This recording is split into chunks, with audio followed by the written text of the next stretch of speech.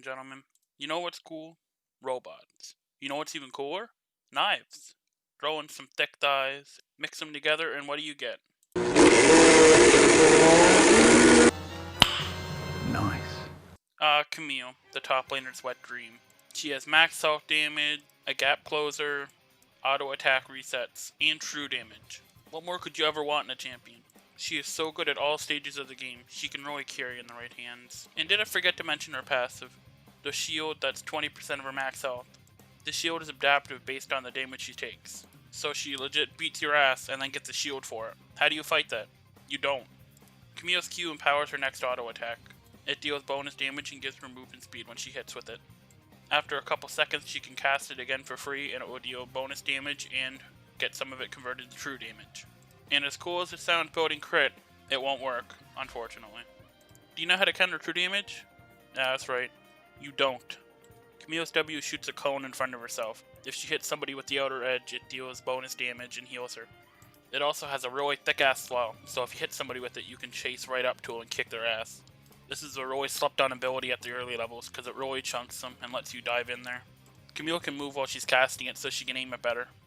Now for her E, the real reason people play Camille. Hook shots, baby! She shoots a hook shot out of her legs and attaches to any wall or type of terrain. She can cast again after she lands on the terrain. The distance is doubled if it's in the direction of a champion. If she comes into contact with a champion, she gets bonus attack speed, will briefly stun the enemy. Camille's E is actually pretty awkward. If you cast a hook shot before you get CC'd, you'll still get pulled to the wall, regardless if you're CC'd when it hits or not. And you're able to cast it when you're rooted, which is pretty cool. This skill is so amazingly good for scaling the map.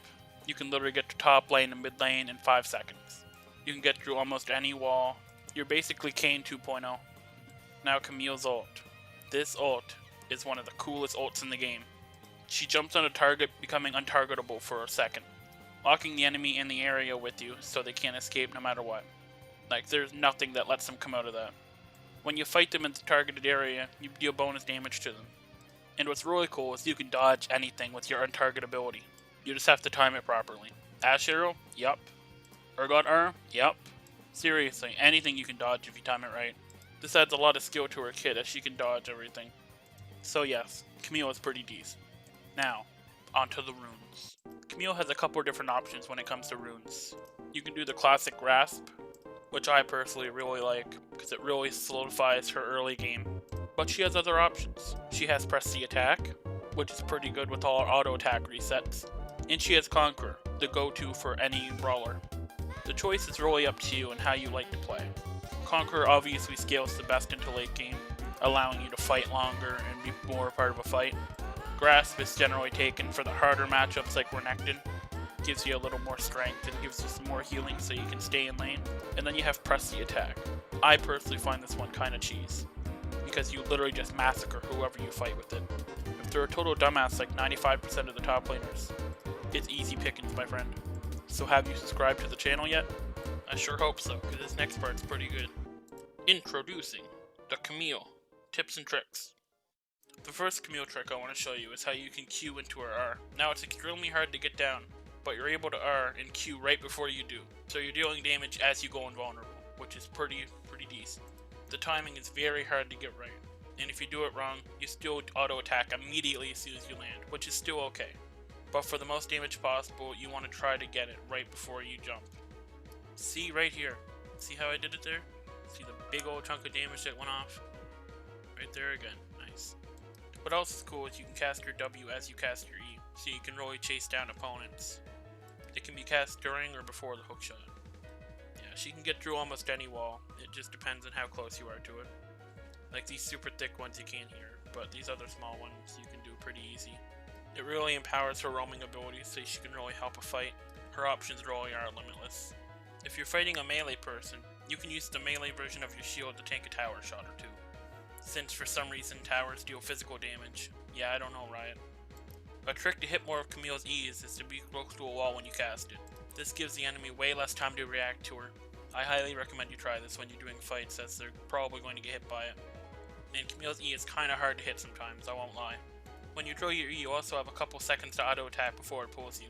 So you can use this to hit them, run away, and then dash right back to them. And finally, I suppose we should go over items, eh? Don't worry, I made this guide here. Okay, so 9 times out of 10, you always want to rush Tiamat. It synergizes so well with Camille's kit and all her auto attack resets. It helps her push the wave, something she's missing. And if you're running Conqueror, you can stack it even quicker with this item. If they have a somewhat tanky team, you're probably better off going Black Cleaver. It just helps shred the armor so people can deal with the enemies better. Picking up Bork is pretty good if they're HP stackers like Cho'Gath or Scion. But if not, I recommend just going Triforce. This gives Camille everything that she needs to perform well. Aside from that, you always have to pick boots. Unless they have some heavy CC, you're probably better off just going Ninja Tabbies. Unless they have some heavy AP and CC, I highly recommend going Ninja Tabbies. They're just so good for what you get from them. After you get your main items, you should probably pick up a couple tanky items so you don't die immediately. I like going Death Dance as it gives you some more lifesteal and sustain. With your runes, it'll improve the healing a little bit too, which is nice. Spirit Visage is pretty good if they have heavy AP. It also increases your healing. Sterak's Gauge is one of my favorite items in the game. It gives you a fat ass shield, which is really good when you're diving into the middle of things. And Dead Man's Plate is really good if you're looking for armor. It gives you some health on top of that and increases your movement speed, so you can really get on somebody. And when you hit them after you E on them, they'll be slowed, which is nice. If you do happen to get super ahead early, I recommend upgrading your Tiamat to a Ravenous Hydra. It gives you more lifesteal and damage, it's just really good. Titanic Hydra is also an option if you need to be a little beefier for your team. Titanic Hydra also gives you an auto attack reset, so you can just fire off your attack super quick. Executioner's Calling is a good idea to pick up if they have a lot of healing. Bramble Vest is pretty good too for the bully's top lane. Aside from that, it's just kind of common sense on what you build. In all seriousness though, be sure to subscribe and leave a comment, letting me know what you like to build on Camille. I'm hoping to do a lot of Camille things in the future, so I hope I see you guys there.